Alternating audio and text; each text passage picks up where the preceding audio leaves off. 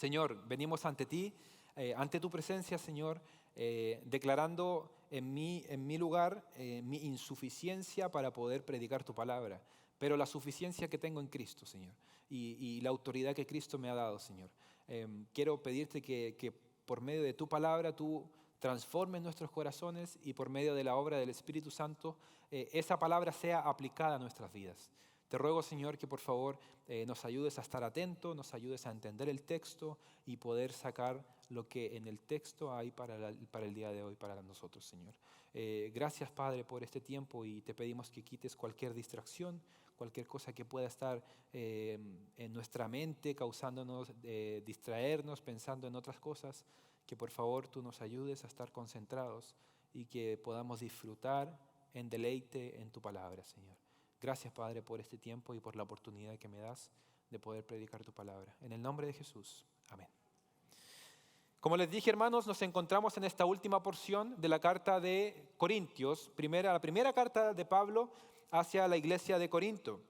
Y a lo largo de toda la carta, Pablo ha tocado muchos temas a esta iglesia que estaba experimentando divisiones, a esta iglesia que tenía que ser corregida, a esta iglesia que estaba haciendo malas prácticas y que lo que estaba llevando finalmente era una división interna dentro de la iglesia. Y Pablo escribe esta carta correctiva, esta carta de amonestación para esta iglesia que ha tocado diferentes temas como liderazgo, temas como inmoralidad sexual, problemas dentro de la iglesia que se llevaban a tribunales humanos, temas sobre el matrimonio, temas sobre casarse o no casarse, acerca de la libertad cristiana, ¿puedo comer lo sacrificado a los ídolos o no? Acerca de la Santa Cena, acerca del rol del hombre y de la mujer dentro de la iglesia, los dones espirituales, el amor, etcétera, etcétera, etcétera. Y yo espero que con los temas que he mencionado algo hayan recordado de las predicaciones acerca de lo que hemos estado hablando y de los problemas que Pablo estaba corrigiendo a esta iglesia, que era una iglesia de difícil carácter, era una iglesia difícil de tratar, no era una iglesia fácil. Pero algo que podemos destacar de la actitud y el carácter de Pablo es que a pesar de todo lo que la iglesia hacía, a pesar de cómo era la iglesia de difícil, y a pesar incluso de que muchos dudaban del apostolado de Pablo, del liderazgo que él estaba haciendo, él jamás los dejó de tratar con amor. Jamás. ¿Los corrigió severamente? Por supuesto que sí, porque el pecado tiene que ser corregido y el pecado no se puede tomar a la ligera, pero nunca dejando de lado el amor por aquellos a quienes le estaba escribiendo. Y eso es algo que tenemos mucho que aprender en nuestra vida. Y al entrar en este último capítulo vamos a ver exactamente lo mismo. Por un lado la guía, la exhortación de Pablo, todas las amonestaciones que él tiene que hacer, cómo la iglesia tiene que actuar, pero por otro lado el amor fraternal y el cuidado pastoral que necesitaba esta congregación al ser corregidos. Ahora, hermanos, imagínense ustedes, si es que ustedes fuesen Pablo, si es que ustedes fuesen aquella persona que estaba escribiendo esta carta. Si ustedes fuesen el mismo Pablo, quien ha mandado esta carta correctiva y severa para corregir las actitudes de los hermanos, para que dejen las divisiones, para que dejen el pecado de lado y para que se comporten a la medida de un creyente maduro. Imagínense, son ustedes los que están finalizando esta carta y se encuentran en las últimas palabras, el último capítulo para enviarle esta carta a los Corintios. ¿Cuál creen ustedes que sería el cierre de su carta hacia estos hermanos de Corinto?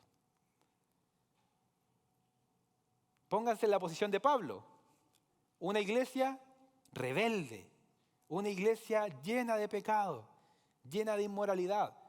¿Cuál sería el cierre de su carta para estos hermanos? Probablemente sonaría algo así.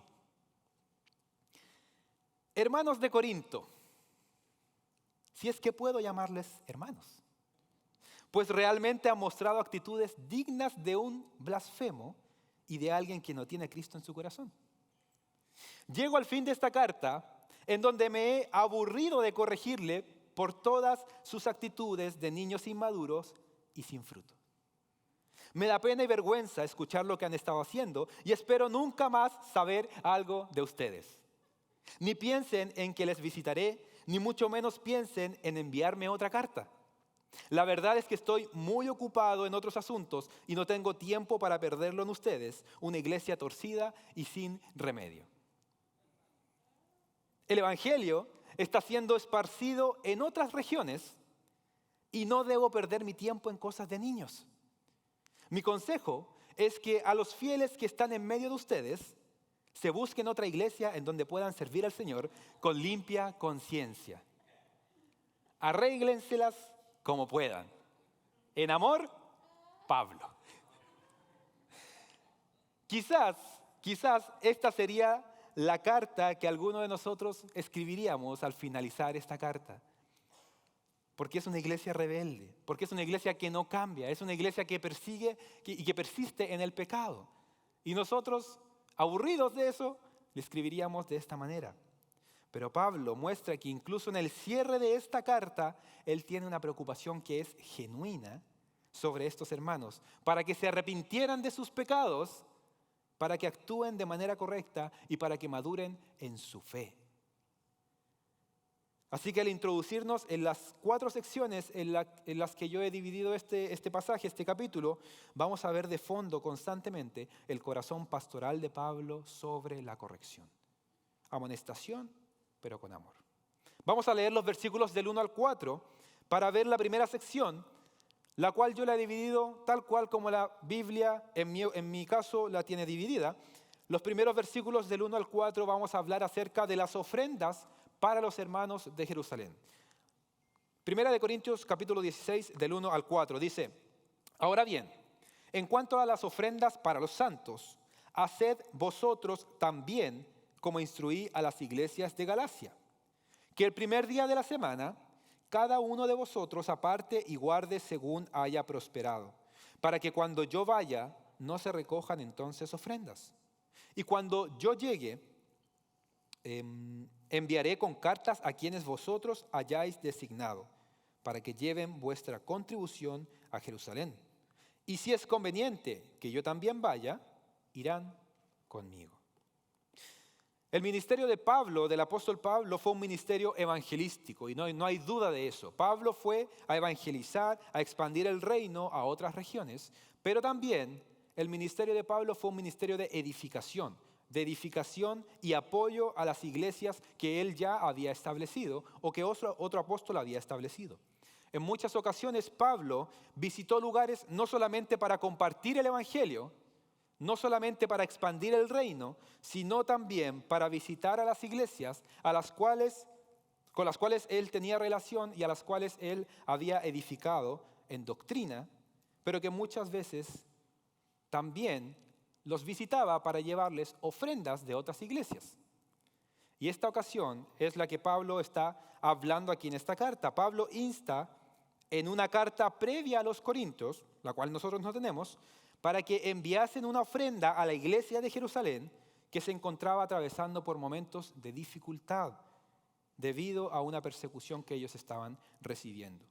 Recordemos, hermanos, la iglesia de Jerusalén fue una de las primeras iglesias en ser constituida, porque ahí fue donde se compartió el evangelio por primera vez. Ahí fue donde vino el Espíritu Santo en derramamiento y luego los discípulos empezaron a predicar y conformaron la iglesia en Jerusalén. Y después de eso vino la persecución.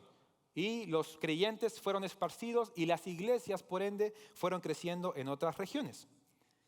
Y la iglesia de Jerusalén, entonces, funcionaba como una especie de iglesia supervisora de las iglesias que los apóstoles iban plantando. Como lo podemos ver, por ejemplo, en Hechos capítulo 15, versículo 4. Dice lo siguiente: cuando llegaron a Jerusalén, fueron recibidos por la iglesia, los apóstoles y los ancianos, e informaron de todo lo que Dios había hecho con ellos. Así que los discípulos, los apóstoles, se esparcían, iban y fundaban nuevas iglesias, pero siempre volvían a Jerusalén para notificar lo que el Señor había hecho. Por ejemplo, también en Hechos 21, 17 al 19, dice: cuando llegamos a Jerusalén, los hermanos nos recibieron con regocijo. Y al día siguiente Pablo fue con nosotros a ver a Jacobo, y todos los ancianos estaban presentes. Y después de saludarlos, comenzó a referirles una por una las cosas que Dios había hecho entre los gentiles mediante su ministerio. Así que la iglesia de Jerusalén supervisaba a las demás iglesias. Pero en ningún momento la iglesia de Jerusalén exigía a las demás iglesias que le pagaran algo o que le dieran algún tipo de retribución o algún tipo de impuesto por la obra que ellos habían hecho, que era enviar a otras personas para plantar iglesias en las regiones. Pero a lo largo del ministerio de Pablo, él siempre animó a los gentiles a dar con gozo a las iglesias y sobre todo a la iglesia en Jerusalén, que había sido la iglesia pionera en comenzar la obra misionera en esas zonas. Por ejemplo, vamos a Romanos capítulo 15, versículos 26 al 27, y Pablo, escribiéndole a estas iglesias, le dice: pues Macedonia y Acaya han tenido a bien hacer una colecta para los pobres de entre los santos que están en Jerusalén. Sí, tuvieron a bien hacerlo. Y a la verdad que están en deuda con ellos. Porque si los gentiles han participado de sus bienes espirituales, también están obligados a servir a los santos en los bienes materiales. Así que de esta manera Pablo anima a los hermanos a que levanten ofrendas para estos hermanos en Jerusalén. En primer lugar, porque ellos habían sido los pioneros. Estaban en deuda a los gentiles porque recibieron el evangelio a partir de esta iglesia de Jerusalén. Pero también porque ahora la iglesia en Jerusalén estaba siendo perseguida y habían sido golpeados por la pobreza. Ahora, ¿cómo tenían que hacer esta ofrenda? Pablo es muy específico. Dice, el primer día de la semana tenían que apartar y guardar según hayan prosperado. ¿Para qué? Para que cuando vaya Pablo, ellos no tuvieran que recolectar, sino que ya estuviese todo recolectado, y así se enviasen las ofrendas por medio de las personas que la iglesia iba a considerar para que llevaran esta ofrenda. Pablo también podría ir con ellos para llevar las ofrendas si es que la iglesia así lo estimaba. Esas son las indicaciones que Pablo le está dando a la iglesia. Pablo quería entonces que esta ofrenda fuese levantada y fuese llevada a los hermanos de Jerusalén. De hecho, él mismo escribiría una carta para que fuese leída por los líderes de la iglesia en Jerusalén, pero por otra parte Pablo no se quería involucrar en el proceso de recolectar las ofrendas, ni tampoco llevarlas, a menos que la iglesia lo estimase conveniente, para así no ser objeto de sospecha y ser irreprochable. Así que Pablo nos muestra su deseo de ser aprobado por Dios, pero también ser aprobado por los hombres, para que no tuviesen nada malo que decir en su contra los hermanos de Corinto. Y Pablo no amaba entonces tampoco el dinero, ni tampoco se quería enriquecer al levantar estas ofrendas. No había un corazón perverso detrás de toda esta agenda que estaba haciendo Pablo. Muchas son las cosas que nosotros podemos destacar de estos versículos, hermanos, aunque a primera vista, como les dije, parece ser un tema totalmente desconectado de nosotros. Fue un tiempo específico, una ofrenda específica y ya. Pero podemos sacar muchas conclusiones. En primer lugar, podemos notar el espíritu de unidad que los apóstoles querían implantar en las iglesias del primer siglo.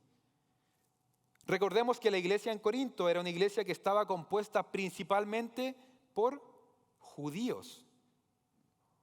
Y ahora Pablo le está pidiendo a esta iglesia de Corinto, que estaba conformada principalmente por gentiles, que pudieran enviar una ofrenda hacia Jerusalén. Así que lo que está haciendo Pablo era barrer con las barreras, valga la redundancia, raciales, para que queden destruidas por el poder del Evangelio. Una vez estando en Cristo, nuestra visión debe extenderse hacia afuera. Nosotros como iglesia somos llamados a trabajar para el reino, incluso aunque eso signifique salir de las cuatro paredes de nuestra iglesia. Porque todos estamos trabajando para el reino. Y todo lo que ocurra afuera, para bien o para mal, nos debe afectar también a nosotros. Si un hermano se encuentra sufriendo como misionero, claro que nos debe afectar a nosotros. Y si un hermano tiene victoria, nos gozamos con ese hermano. No estamos desconectados porque somos hermanos. Ahora, otro llamado que el apóstol hace a estos hermanos es a apartar estas ofrendas de manera regular para la obra del Señor.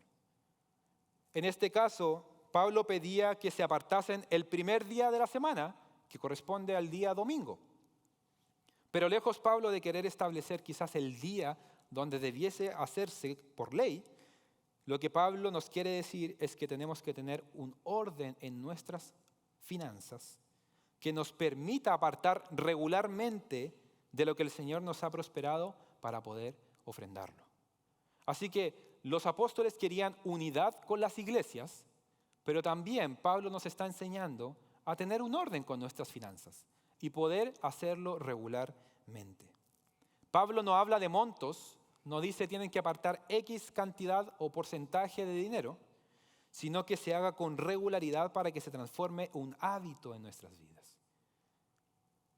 Así que el creyente es llamado a ofrendar a la obra del Señor internamente, pero también externamente, como fue el caso de Corintio, y de manera regular, para que se transforme en un hábito. Otra cosa que podemos notar de estos versículos es la necesidad de estar en conexión con otras iglesias locales que se apoyan mutuamente. Uno de los males en las iglesias del día de hoy es que nosotros no tenemos conexiones con otras iglesias y no nos apoyamos en nuestras necesidades. No tenemos ese compañerismo sano que permite trabajar juntos para avanzar el reino de Dios. Por eso muchas veces una iglesia está atravesando por momentos difíciles o teniendo graves problemas de división dentro de la iglesia entre los miembros o con líderes abusivos. Y esas iglesias no saben cómo actuar, no saben qué hacer. Y finalmente esas iglesias o se dividen o se cierran, etc. Iglesias divididas, hermanos lastimados, pastores abusando de su autoridad, etcétera, etcétera. Como creyentes creemos que podemos hacer todo nosotros solos sin necesidad de un compañerismo genuino con personas que nos edifican y que nos corrigen cuando nosotros estamos yendo por un mal camino. Y Pablo nos está enseñando esto, diciendo, así como Jerusalén fue de impacto para ustedes, Corintios, de esta manera ustedes también aparten esta ofrenda y tengan compañerismo ahora también con los hermanos de Jerusalén. Pablo tenía esta visión y esta pasión por ver iglesias unidas, apoyándose unas a otras, acompañándose en sus necesidades. Pablo amaba a la iglesia del Señor y trabajaba para que hubiese unidad entre estas iglesias. Ahora, acuérdense de la carta que yo les leí en un principio, la que supuestamente podríamos haber escrito nosotros en la posición de Pablo. En los siguientes versículos vamos a ver el deseo que Pablo tiene de que las iglesias tengan buena relación entre ellos, pero no solamente lo decía de la boca hacia afuera, sino que era algo que él mismo también estaba practicando y lo daba como ejemplo. Pero hermanos, no quiero terminar esta sección o este punto sin antes animarles y animarnos unos a otros a que como creyentes estemos abiertos a la comunión con nuestros hermanos y con otros hermanos de otras iglesias, con otros creyentes firmes en la fe, porque nos necesitamos unos a otros. El compañerismo cristiano es una de las cosas importantísimas y más importantes y hermosas para todo creyente. Sin ese compañerismo nosotros no podríamos crecer saludablemente. Ahora, ¿cómo gozamos de compañerismo? ¿Cómo nos animamos unos a otros como creyentes? Yo tengo dos ideas acá. En primer lugar, a través de la iglesia local. Congrégate. Si no te congregas regularmente, no vas a poder gozar de un compañerismo con tus hermanos.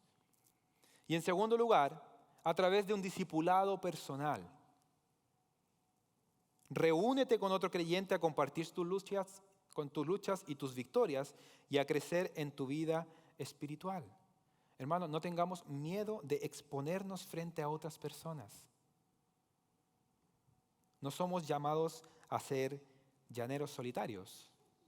sino que nos necesitamos unos a otros por nuestro crecimiento y para ser de bendición a otros también.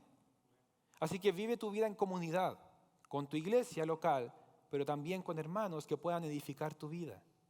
Y así también tú edifica la vida de otros hermanos. Nos necesitamos unos a otros. Así que no tengas miedo de exponer tu corazón, de exponer tus luchas hacia otras personas. En segundo lugar, lo que Pablo va a hacer será dejarles saber a los hermanos de Corinto sobre los próximos movimientos que él va a hacer. Y sorpresivamente, él tenía un fuerte deseo de volver a ver a estos hermanos. Imagínense, después de todo lo que habían hecho, Pablo tenía un fuerte deseo de ver a estos hermanos. Veamos el versículo 5. Dice, iré a vosotros cuando haya pasado por Macedonia. Pues voy a pasar por Macedonia. Y tal vez me quede con vosotros o aún pase allí el invierno, para que me encaminéis a donde haya de ir. Pues no deseo veros ahora solo de paso, porque espero permanecer con vosotros por algún tiempo, si el Señor me lo permite. Pero me quedaré en Éfeso hasta Pentecostés, porque se me ha abierto una puerta grande para el servicio eficaz y hay muchos adversarios. Si llega Timoteo, ved que esté con vosotros sin temor, pues él hace la obra del Señor como también yo. Por tanto, nadie lo desprecie. Más bien, enviadlo en paz para que venga a mí, porque lo espero con los hermanos. En cuanto a nuestro hermano Apolos, mucho lo animé a que fuera a vosotros con los hermanos, pero de ninguna manera tuvo el deseo de ir ahora. Sin embargo, irá cuando tenga oportunidad. El deseo de Pablo era volver a ver a estos hermanos de la iglesia de Corinto. Y Pablo es muy específico. Él dice, no solamente quiero ir de pasada, sino que él realmente anhelaba quedarse un tiempo prolongado con ellos. Ahora, ¿cuántos de nosotros, de nuevo, en los pies, en las sandalias de Pablo, estaríamos dispuestos a volver a acercarnos a una iglesia que nos ha lastimado, a una iglesia que ha dudado de nosotros? ¿Cuántos de nosotros, al saber que están hablando mal de nosotros, supuestos cristianos que lo único que hacen es dañar a la iglesia del Señor, cuántos de nosotros estaríamos dispuestos a volver a ir con ellos y no solamente de pasada, sino que estar un tiempo prolongado, pasar un invierno con ellos, unas vacaciones con estos hermanos que nos han herido? Esto es de tremenda lección para todos nosotros, hermanos. El deseo de Pablo de querer ver a estas personas, que estas personas crecieran y que sean arraigadas, que sean cimentadas en el Evangelio, era mucho más fuerte que el propio daño a su imagen que ellos habían hecho o que podrían hacer. Porque, ¿qué le certificaba a Pablo? Ir nuevamente ante esta iglesia, estar con ellos toda esa temporada, salir de esa iglesia y que nuevamente estuviesen hablando mal de él. Pero a pesar de todo eso, Pablo tiene un anhelo de poder ir a ver a los corintios para seguir animándoles en la fe. Imagínense, hermanos, imagínense. Pablo entonces había aprendido a amar a la iglesia, aunque amando más, él se ha amado menos. Y nosotros tenemos la tendencia totalmente contraria. Alguien nos lastima dentro de la iglesia y lo que menos queremos hacer es pasar tiempo con esas personas. Es más, lo que hacemos es evitarlos y ni siquiera nos saludamos. Pero Pablo nos enseña todo lo contrario. Él tenía un genuino deseo de volver a ver a estos hermanos, aunque significara ser afectado por el pecado de estos hermanos. Por supuesto que también quería corregir a estos hermanos, pero aún así él decidió querer ir a ver a estos hermanos. Ahora, este era el deseo de Pablo. Pablo quería volver a ir. Y como él dice en el versículo 7 al final, dice, si el Señor me lo permite. Y no es una frase cliché que Pablo quería decir, sino que realmente Pablo estaba confiado o descansando en la voluntad del Señor, porque los planes del Señor podrían ser otros.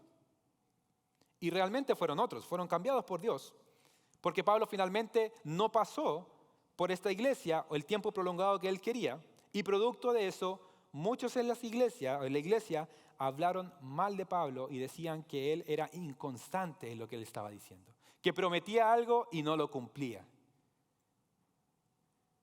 Si vamos a 2 de Corintios, la segunda carta que Pablo le escribe a esta iglesia, capítulo 1, versículos del 15 al 18, miren lo que escribe Pablo. Dice, y con esta confianza me propuse ir primero a vosotros para que 2 veces recibierais bendición. Es decir, quería visitaros de paso a Macedonia y de Macedonia ir de nuevo a vosotros y ser encaminado por vosotros en mi viaje a Judea. Por tanto, cuando me propuse esto, ¿acaso obré precipitadamente?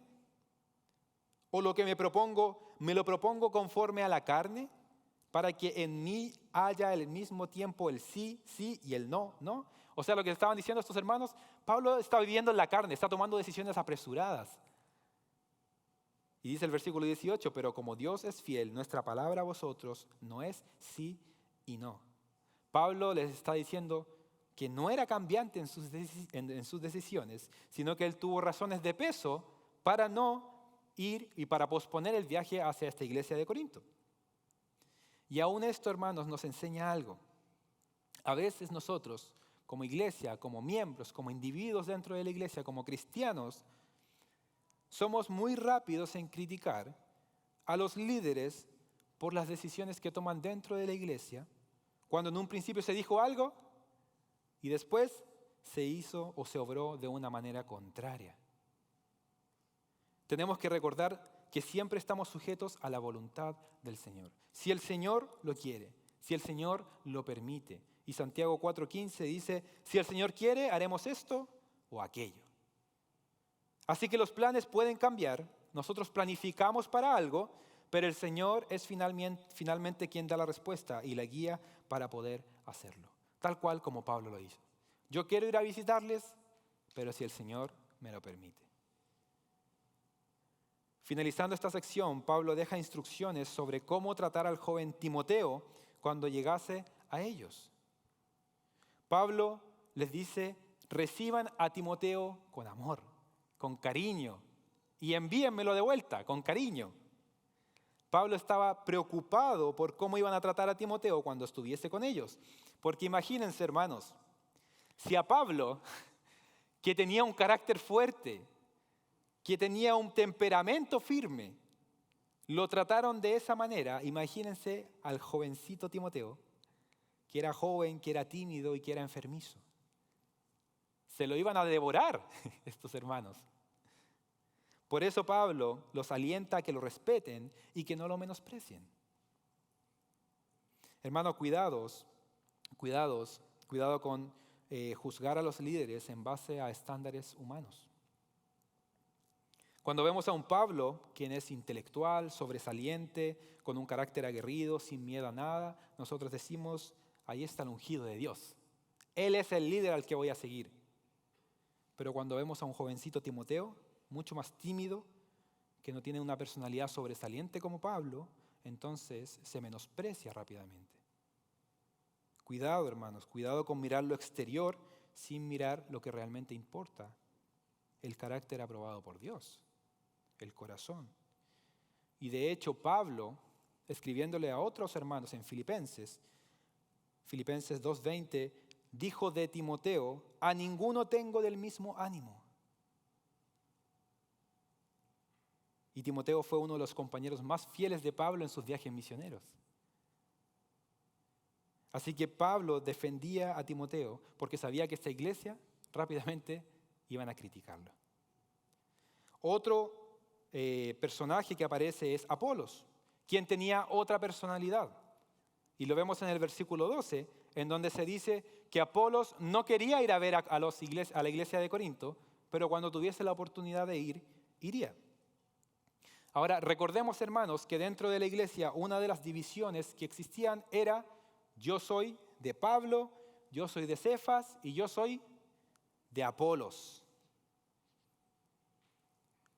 Las Escrituras nos muestran que Apolos no tenía el deseo de ir a ver a estos hermanos por el momento. Y nosotros en esto podemos especular un poquito. ¿Por qué Apolos no quería ir? ¿Tenía miedo? ¿Ya estaba aburrido de la iglesia? Lo que personalmente pienso es que Apolos no quería ir a ver a estos hermanos para no alentar las divisiones dentro de la iglesia. Yo soy de Apolos. Entonces había gente que estaba esperando a Apolos como una celebridad. Así que él decide no ir para no generar más bandos dentro de la iglesia y así respetar el apostolado incluso de Pablo. Así que el que estaba dispuesto a ir, Timoteo, no era el que estaban esperando, y el que estaban esperando no quería ir a verles. Así que, hermanos, Dios levanta líderes en la iglesia como Él quiera, con diferentes personalidades, y eso lo hace para la edificación de la iglesia, no para poner bandos o para ponernos en bando uno contra otros. Timoteo más tímido, Apolos más aguerrido probablemente, pero en ese momento no quería ir para no fomentar las divisiones dentro de la iglesia. Para finalizar, vamos a ver esta última sección que Pablo tiene para exhortar a estos hermanos. Y lo vamos a ver versículos 13 al versículo 18. Y estas son las últimas palabras casi de Pablo de exhortación para estos hermanos. Dice, estad alerta, permaneced firmes en la fe, portaos varonilmente, sed fuertes, todas vuestras cosas sean hechas con amor. Os exhorto, hermanos, ya conocéis a los de la casa de Estéfanas, que fueron los primeros convertidos en Acaya y que se han dedicado al servicio de los santos, que también vosotros estéis en sujeción a los que son como ellos y a todo el que ayuda en la obra y trabaja. Y me regocijo por la venida de Estéfanas, de Fortunato y de Acaico, pues ellos han suplido lo que faltaba de vuestra parte, porque ellos han recreado mi espíritu y el vuestro. Por tanto, reconoced a tales personas. En esta última sección de exhortaciones, Pablo se pondrá en la posición de un general de ejército del Señor para dar órdenes breves, órdenes rápidas, pero firmes, para que la iglesia actúe como tiene que actuar. Y por supuesto, como no tenemos el tiempo para ver cada una de estas cosas, se las dejo de tarea, pero solamente voy a mencionar un poquito de cada una. Pablo dice a esta iglesia, estad firmes. En primer lugar, estad alerta. El primer mandato es a que estén vigilantes, a que estén expectantes, especialmente con algo que Pablo ya mencionó antes, que es la segunda venida de Jesucristo. El pueblo de Dios tiene que estar expectante y alerta para cuando su rey vuelva por ellos. Estad alerta, iglesia, es el llamado que hace Pablo. En segundo lugar, Pablo dice, permanezcan firmes en la fe. Esta segunda exhortación, Pablo anima a que los creyentes se mantengan firmes en la confianza en Dios. La fe es lo que mantiene a los creyentes en medio de su estadía terrenal. Y sin esta nosotros no podemos agradar a Dios. Así que es un llamado reiterado que Pablo hace a las iglesias diciendo, manténganse firmes en la fe. Y como cantábamos nosotros, firmes y adelante. Esa es la posición de la iglesia. Tercer lugar, Pablo dice, portaos varonilmente. Y esto es, por supuesto, un mandato que va dirigido, por obvias razones, a los hombres de la iglesia. El llamado de Pablo es a que se comporten como hombres, que dejen las cosas de niños y sean maduros. Maduros en la forma de pensar, maduros en la forma de actuar, maduros en la forma de tomar decisiones, maduros en cómo guiar a sus esposas y a sus hijos, comportándose como hombres que sean de ejemplo en pureza y santidad.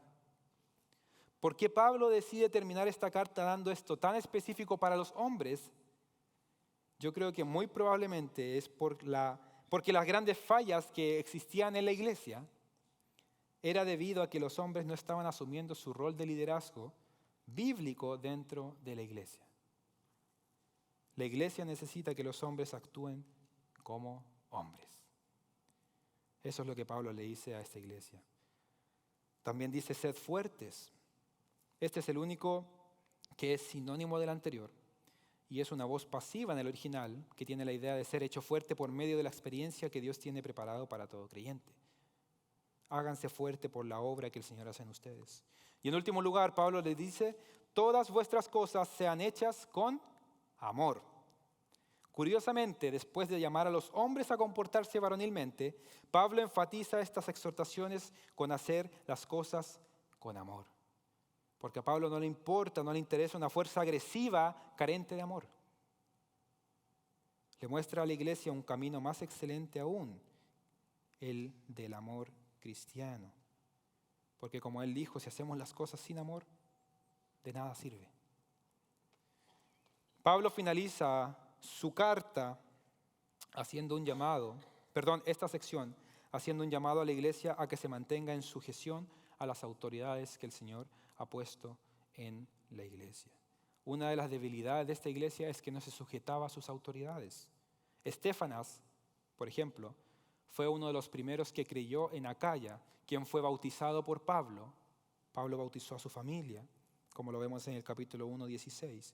Y probablemente Estéfanas haya sido un líder dentro de la congregación de los Corintios, pero no estaban respetando la autoridad de él. Así que Pablo tiene que escribirles para que se sometan a él y también a cualquier otro que esté como líder dentro de la iglesia.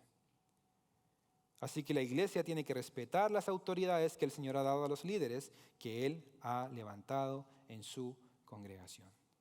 Y conectándolo con lo que viene diciendo Pablo, los hombres tienen que ser ejemplo de este sometimiento en primer lugar.